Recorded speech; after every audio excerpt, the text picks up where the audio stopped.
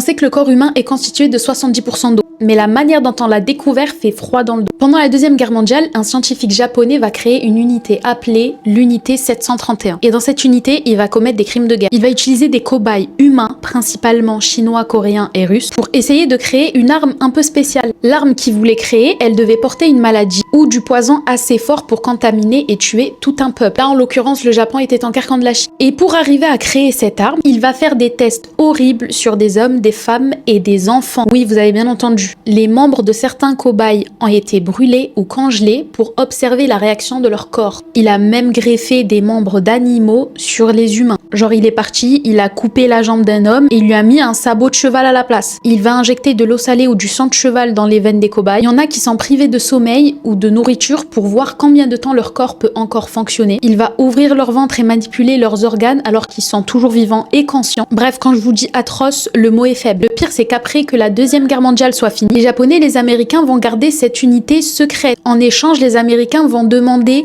aux Japonais de leur donner les résultats de tous les tests qu'il a fait sur ses cobayes. Dans le dossier, il y avait le résultat du 70% d'eau dans le corps humain. Un jour, les Chinois vont découvrir l'immeuble où tout ça s'est passé. Les Japonais vont nier. Alors là, on sait pas de quoi tu parles. Nous? Pas nous?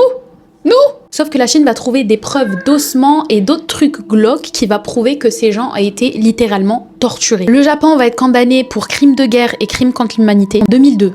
Très longtemps après quand même. Sauf que le médecin qui a commis ces crimes, il est mort depuis des années. Et le Japon a refusé d'indemniser les rescapés de cette unité et leurs familles. Sympa. Super. Donc jusqu'à aujourd'hui, justice n'a toujours pas été faite. Incroyable. Voilà. Ça nous donne beaucoup d'espoir.